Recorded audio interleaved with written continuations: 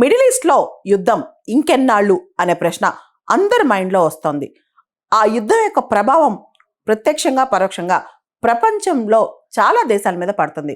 ఇక్కడ ప్రత్యేకంగా చెప్పాలంటే ఇరాన్ ఒక సిద్ధాంతం ఫాలో అవుతుంది, ఒక స్ట్రాటజీ, ఒక ప్రత్యేకమైన వ్యూహం ఫాలో అవుతుంది. అదే మొజాయిక్ స్ట్రాటజీ లేదా మొజాయిక్ డాక్ట్రిన్ అన్నమాట.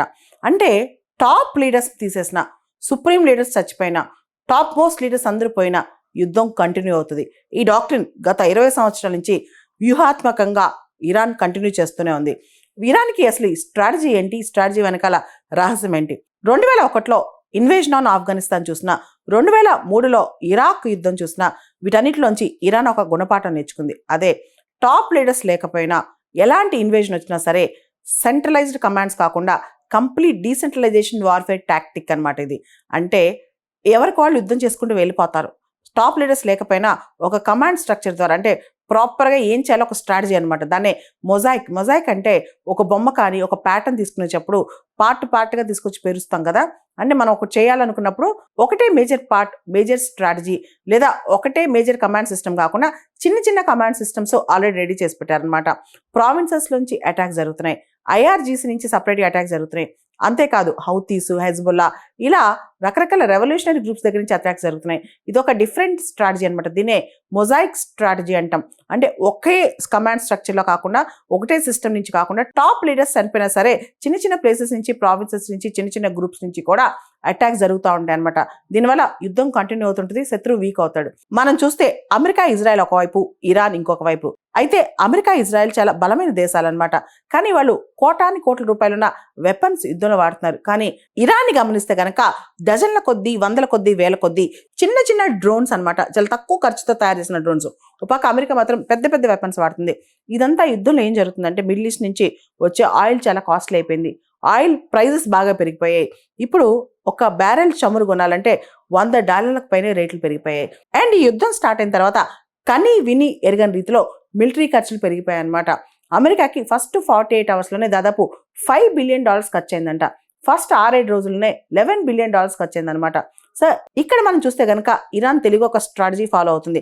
తన శత్రు దేశాన్ని పూర్తి స్థాయిలో వీకెన్ చేస్తుంది అనమాట. అంటే మనం అనుకుంటాం ఇరాన్ చిన్న దేశం, అమెరికా ఇజ్రాయెల్ పెద్ద పెద్ద దేశాలు, ఏదైనా తట్టుకోగలవని. కానీ యుద్ధం కాస్ట్ ఎంత, ఈ యుద్ధం వల్ల ప్రపంచ దేశాలపై పడే ప్రభావం ఏంటి, ఆ పరిణామాలు ఏంటి అని చూస్తే కనుక ఖచ్చితంగా ఈ కాస్ట్ అనేది, అంటే యుద్ధం వల్ల వచ్చే ఖర్చు అనేది చాలా భయంకరంగా ఉండబోతుంది అమెరికాకి, ఇజ్రాయెల్కి కూడా. ఇక్కడ మనం గమనిస్తే ఇరాన్ తల తెగినా కూడా బాడీ ఫంక్షన్ అవుతుంది. అంటే సుప్రీం లీడర్ లేకపోయినా ఇరాన్ నడిచిపోతుంది, యుద్ధం జరుగుతూనే ఉంది. ఎలా? ఇరాన్లో 31 ప్రావిన్సెస్ ఉన్నాయి. ప్రతి ప్రావిన్స్ నుంచి ఒక డీసెంట్రలైజ్డ్ కమాండ్ సిస్టమ్ ఆపరేట్ అవుతుంది. అక్కడ రిసోర్సెస్ ఉన్నాయి, పీపుల్ ఉన్నారు, యుద్ధం చేసే వాళ్ళు ఉన్నారు. వాళ్ళు ఎవరి అనుమతి లేకుండా యుద్ధం చేస్తున్నారంట. దీన్నే మొజాయిక్ స్ట్రాటజీ. తెలివిగా అన్ని విధాల స్ట్రాటజీ చేసి గత 20 సంవత్సరాల నుంచి ఇరాన్ ప్రాపర్ ప్లాన్ చేసింది. ఇప్పుడు ఇరాన్ సుప్రీం లీడర్ చనిపోయినా ఇరాన్ యుద్ధం ఆపట్లేదు. అంటే ఇరాన్ కూడా యుద్ధానికి గట్టిగానే ప్రిపేర్ అయిందని అర్థం. ఇరాన్ ఇక్కడ చాలా తెలివిగా అసిమెట్రిక్ వార్ఫేర్ టెక్నాలజీ వాడుతుంది. అంటే పెద్ద పెద్ద weapons, sophisticated weapons, advanced weapons ఏవైతే అమెరికా ఇజ్రాయెల్ దగ్గర ఉన్నాయో ఇరాన్ దగ్గర అన్ని లేవు. కానీ ఇరాన్ తెలివిగా చిన్న చిన్న వెపన్స్ వాడి, అంటే వాళ్ళు పెద్ద పెద్ద వెపన్స్ ఖర్చు పెట్టేలా చిన్న చిన్న వెపన్స్ వాడి వాళ్ళ చేత పెద్ద పెద్ద వెపన్స్ అన్ని వాడిచ్చి అవన్నీ తరిగిపోయేలా, ఆ వెపన్స్ అన్ని న్యూట్రలైజ్ అయిపోయేలా ఇరాన్ ట్రై చేస్తుంది అనమాట. ఇది ఒక డిఫరెంట్ స్ట్రాటజీ. దీన్నే మొజాయిక్ స్ట్రాటజీ అని చెప్పి ఇరాన్ మొదలెట్టింది. ఇరాన్ మరొక స్ట్రాటజీ కూడా ఫాలో అవుతుంది. స్ట్రైట్ ఆఫ్ హార్ముజ్ కంప్లీట్గా కంట్రోల్లో తెచ్చుకుంది. అక్కడి నుంచి ఏ చమురు రాకుండా కంప్లీట్గా నిర్వహించింది. మనందరికీ తెలుసు ఆయిల్ అనేది ఇప్పుడు అందరికీ చాలా ఇంపార్టెంట్ కాబట్టి యుద్ధంలో ఇది కొత్త స్ట్రాటజీ. చాలా కాలం ఈ ఆయిల్ సప్లైస్ లేకుండా ఎవరు ఉండలేరు. సో తెలివిగా చేసిందనమాట ఈ పని కూడా ఇరాన్. ఇక్కడ మనం గమనిస్తే కనుక రీజనల్ ప్రాక్సీస్ని కూడా యుద్ధంలోకి దింపింది. అది హెజ్బుల్లా కావచ్చు, హౌతీస్ కావచ్చు, హమాస్ కావచ్చు, వీళ్ళందరూ కూడా ఇరాన్కి మద్దతుగా ఉన్నారు స్ట్రాంగ్గా. సో ఇరాన్ తెలివిగా ఎక్కువ రోజులు వార్ కంటిన్యూ చేసి శత్రువుకి అట్రిషన్ తెప్పించాలని ట్రై చేస్తుంది అనమాట. అంటే తన శత్రు దేశం అలసిపోయేలా ట్రై చేస్తుంది, వెపన్స్ అన్ని తగ్గిపోయేలా, డబ్బులు ఖర్చు అయిపోయేలా ట్రై చేస్తుంది అనమాట. అంటే మేము తగ్గం, మేము వారు వదలం, ఎక్కడికైనా పోరాడతాం, ఎంతవరకైతేనే పోరాడతాం అని చెప్పి ఇరాన్ ప్రత్యక్షంగా ప్రపంచానికి చెప్తుంది.